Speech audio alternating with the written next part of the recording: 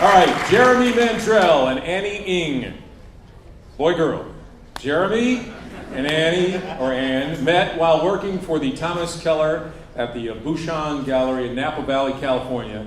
They've been baking together ever since. They honed their skills in different kitchens around the Bay Area before moving to San Antonio in the summer of 2010. Then in 2011, you may have seen they started their bakery, Lorraine, at the Quarry Farmers and Ranchers Market, selling their baked goods every Sunday. How many people go there, you hip kids? And then a year later, they partnered with a local entrepreneur, Charlie Biedenharn, to open a brick and mortar shop at 511 East Grayson, which isn't far from here, where they continue to bake. They try to make San Antonio a happier place. They say one pastry at a time. Please welcome Jeremy and Anne.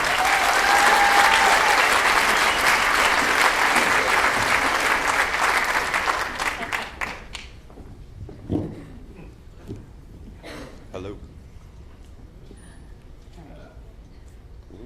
Thanks for having us tonight.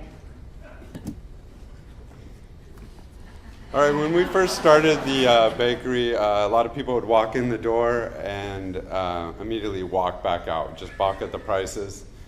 And so tonight we're going to try and make a case for artisan pastry and a $4 croissant, you call it.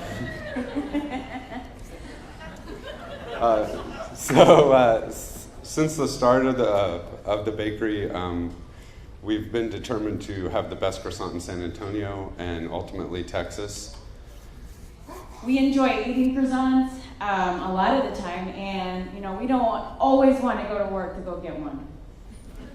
So we went around town and picked up some of the local selections of what you might find out there. Ours is in the top left. The colors and sizes and shapes change. The lighter the color, lighter flavor, longer shelf life. All right, so here's a cross-section of some of the croissants.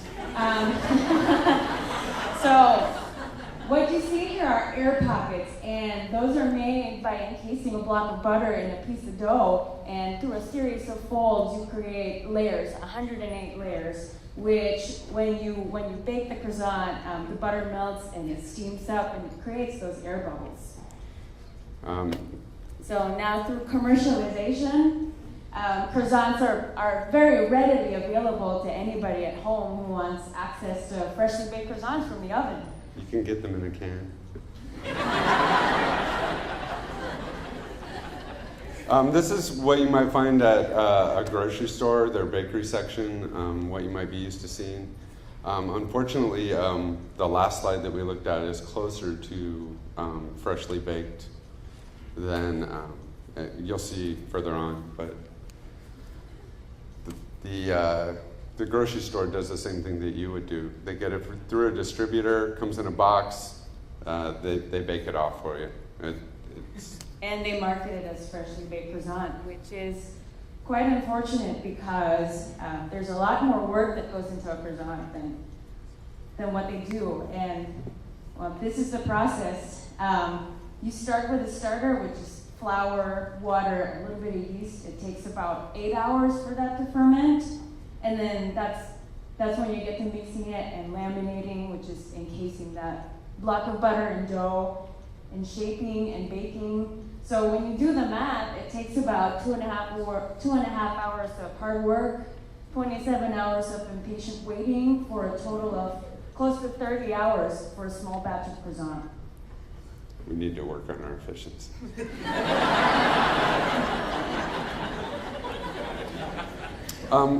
The growing trend, though, is to use these companies make frozen croissant, even in France. It's not just here.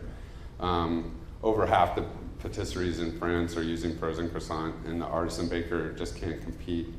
It's gotten so bad now in France that they put a sign that they're actually, like, these croissants are made in-house. Which brings us to this slide. On that corner, we have a state-of-the-art manufacturing facility for croissant. Our humble bakery. That's all we can afford.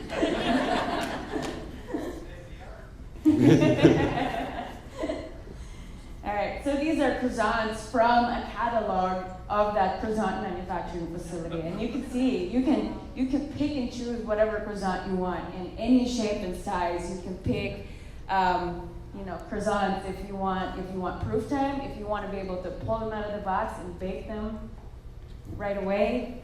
This is them manufacturing the batons that will eventually be croissant. That guy probably has no idea how to make a croissant. Meanwhile, our team of dedicated bakers, that's me and Rudy Herrera, one of 4 people that I've been able to teach the art of making croissant since we've been in San Antonio. So between the factory and our bakery, the method is very similar. They have machines. We have a little machine that rolls out the dough. Their machine can take 25 kilogram blocks of butter. Ours can only take 1 kilogram at a time. So that's what they end up with, an inventory of about 3 million pieces of croissant. Whereas 30 hours of labor will only give us 300-ish pieces of croissant. It's hard.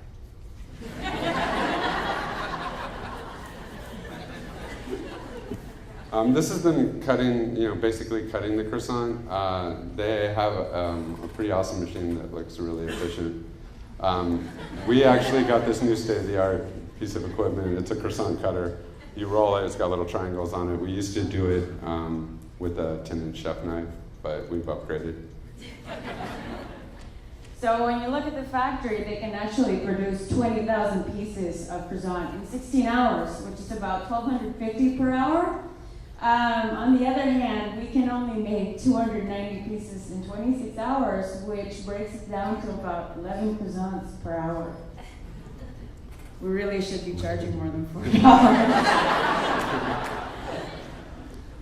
This is a breakdown of ingredients.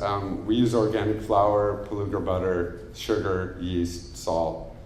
Love, passion, artistry. It really is a labor of love. They have some other ingredients that I don't really know what they're for.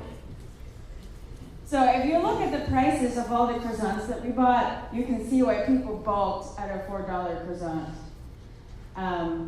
So much so that we had to train our people to give something to a customer who comes in and walks out so that they know what it's about. So Look at this sucker. Staying up all night to bake croissant. It's kind of ironic because we, as pastry chefs, work really hard. We strive for perfection, but they have these machines that will produce croissant perfect every time, consistently. But somehow they're lacking something. The human factor. I don't know. Thank you very much.